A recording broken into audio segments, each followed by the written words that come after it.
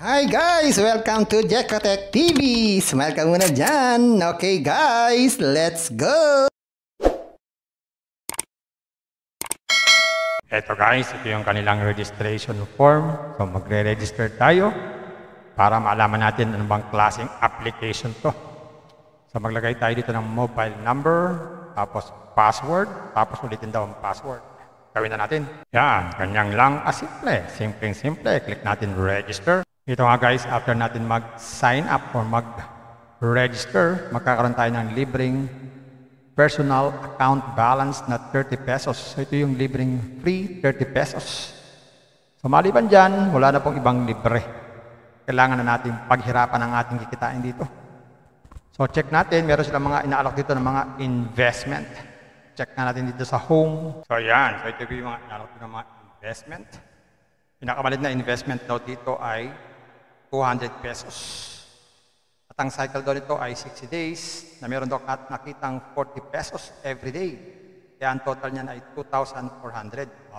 In 60 days, meron na agad tayong 2,400. Lucky mas malaki pa sa bangko Susunod naman ay 400. Meron daw itong kitang 84 every day, ganun din. 60 days din yan. Ang total niyan ay 5,040. Meron din namang 800, 176 naman po ang daily sa loob ng 60 days, araw-araw, kaya ang total niya ay 10,560. Biruin niyan, 800 lang ang puhunan, magiging 10,560 sa loob ng 60 days. Wala tayong makikitang ganyang klaseng ng bangko. Sunod naman ay 1,400 na. 60 days din, 322 naman po ang everyday. Nagawin lang para makapag-invest, click lang itong buy. So mamimili tayo dito ng amount. Pili natin 2,000, ayan. Tapos pwede pala dito ang GCash or PayMaya. GCash na lang tayo. Click natin jump to recharge. Okay. So maglalagin tayo sa ating GCash. Yan, scan itong QR code, mag-transfer ng fund. Ayun, meron na tayong investment. Scan itong QR code, mag-transfer ng fund. Ayun, meron na tayong balance sa ating account. Pwede na tayong mag-invest. So withdrawal, bago mag-withdraw, click lang itong bank account management. Piliin lang po ang select GCash. Pwede pala dito ang GCash or PayMaya. GCash na lang. Maglagay tayo ang GCash number natin, tsaka GCash name. Yan, ganyan lang. Natin find now. Yan, pwede na tayo mag-withdraw. Check nga natin magkano ang minimum withdrawal dito. So ang minimum withdrawal pala dito ay 100 pesos. So hindi pa tayo pwede mag-withdraw. Kailangan umabot tayo ng 100 pesos. Pero para umabot yan, yun nga, kailangan natin mag-invest. At ang withdrawal time daw ay anytime at wala raw fee. At ang arrival ay within 24 hours. So check pa natin ibang features nitong application na to. Yan, so meron sila ditong recharge button. Pwede tayo mag-recharge dito. At ganun din, pwede natin click tong withdraw kung mag-withdraw tayo. At records, pwede natin malaman ang ating incoming at going money. At may customer support in case na meron tayong problem sa ating account. At meron din sila ditong information ng kanilang company. Dito sa About Us. Pwede natin basahin yan. At dito sa Invest Record, yung ating mga in-invest, makikita natin dyan. At pwede tayong sumali sa Telegram group para po tayo makipagkwentuhan sa mga naririto. At ganoon din sa channel, pwede tayong makipagkwentuhan dyan. At pwede natin ma-check ating withdrawal record, deposit record. At pwede tayong magpalit-palit ng bank account. At pwede tayo mag-download ng application para mabilis tayo makapag-login. At mag-logout na lang tayo kung ayaw natin sa application na ito. So, ganun lang kasimple itong application na ito. So, lumalabas dito ay kailangan natin mag-invest para umabot tayo sa 100 pesos. So, gayaan guys, itong application na ito, again, kung kayo po ay isa sa naghahanap ng pangmatagalang application o pangmatagalang online investment, hindi ito bagay sa inyo. Dahil itong mga application na ganito ay minsan matagal, minsan ay hindi tumatagal. Napaka-risky. Kaya po risky, dahil nakita po natin, napakalaki po ng ating kikitain dito. Kaya po risky. Kaya kung kayo naghahanap ng pamatagalan, ito ay hindi pang forever. Hanap na lang po kayo ng iba. Pero kung kayo ay risky people, pwede po kayo dito sa mga ganitong application. So, ganun lang.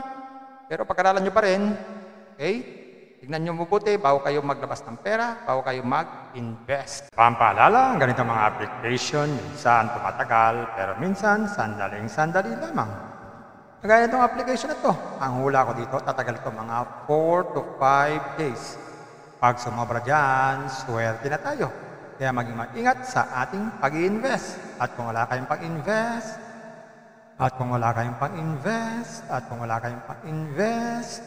Kung may free, sa free na lang muna tayo. Kung may free, sa free na lang muna tayo. At sa pampaalala, ang ganito mga application, minsan tumatagal, pero minsan sandaling-sandali lamang. Kaya maging maingat sa ating pag-invest. Paring paalala, sabi po sa 1 Timothy chapter 6 verse 10, for the love of money is a root of all kinds of evils, is true this craving that some have wandered away from the faith and pierced themselves with many pangs. Totoo po ito. Ang pera naman ay hindi masama. Yan ang ginagamit natin sa pang-araw-araw natin buhay, pambili ng bigas, ulam, sapatos at iba pa. Pero ang babala dito ay yung pag-ibig sa pera. Pag tayo po umibig na sa pera, maaari tayong makagawa ng sari-saring kasamaan. Yan po ang kinauugataan, yung ating pag-ibig sa pera. Kaya ito po ay isang babala. Dahil ang ating ibang mga kasama natin ay nawala na sa pananampalataya. Mas pinili nilang ibigin ang pera. Hindi natin alam kung nasaan sila. Kaya pinag-iingat po tayo dito. Mag-iingat po tayo sa pag-ibig sa pera. Bye-bye. Ingat lang sa pag-invest. Bye. Hi guys! Welcome to Jekatech TV! Smile ka muna dyan! Okay guys, let's go! Eto guys, ito yung kanilang registration form. So magre-register tayo para malaman natin ano bang klaseng application to. So maglagay tayo dito ng mobile number, tapos password, tapos ulitin daw ang password. Gawin na natin. Yan, ganyan lang simple. Simpleng-simple. Click natin register. Ito nga guys, after natin mag-sign up or mag-register, magkakaroon tayo ng libreng personal account balance na 30 pesos. So ito yung libreng free 30 pesos. So maliban dyan, wala na pong ibang libre. Kailangan na natin paghirapan ang ating kikitain dito. So check natin, meron silang mga inaalok dito ng mga investment. Check na natin dito sa home. So yan, so ito yung mga inaalok dito ng mga investment. Pinakamalit na investment daw dito ay 200 pesos. At ang cycle daw nito ay 60 days na meron daw nakitang 40 pesos every day. Kaya ang total niyan ay 2,400. In 60 days, meron na agad tayong 2,400. Lucky mas malaki pa sa bangko Susunod naman ay 400. Meron daw itong kitang 84 every day, ganun din. 60 days din yan. Ang total niyan ay 5,040. Meron din namang 800, 176 naman po ang daily sa loob ng 60 days, araw-araw, kaya ang total niya ay 10,560. Biruin niyan. 800 lang ang puhunan, magiging 10,560 sa loob ng 60 days. Wala tayong makikitang ganyang klaseng ng bangko. Sunod naman ay 1,400 na. 60 days din, 322 naman po ang everyday. Nagawin lang para makapag-invest, click lang itong buy.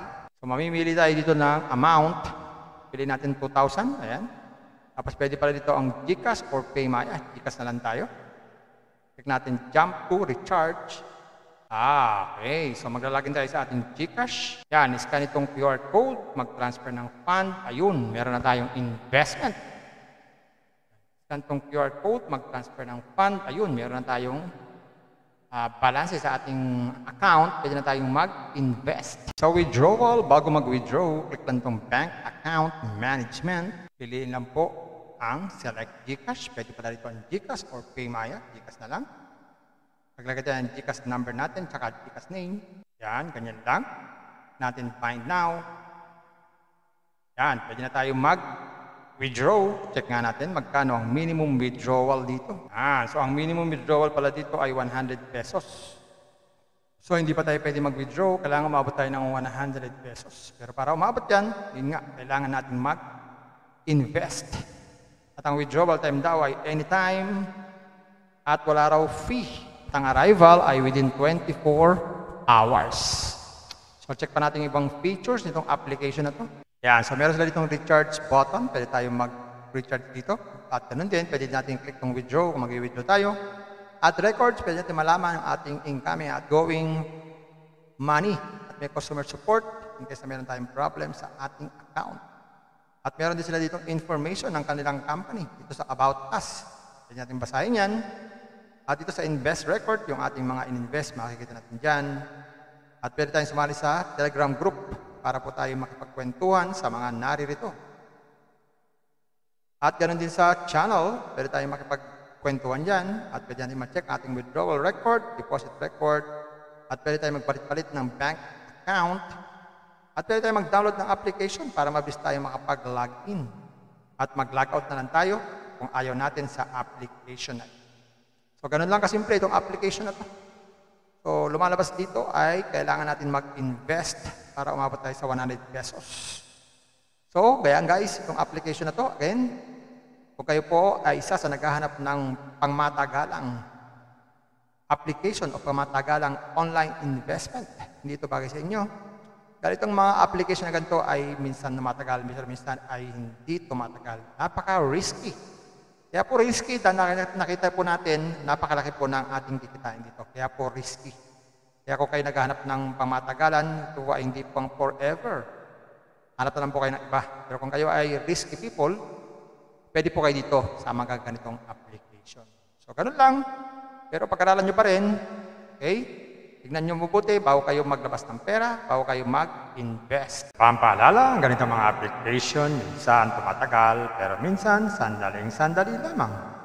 Kagaya itong application na ito, ang hula ko dito, tatagal ito mga 4 to 5 days. Pag sumobra dyan, swerte na tayo. Kaya maging mag-ingat sa ating pag-i-invest. At kung wala kayong pag-invest,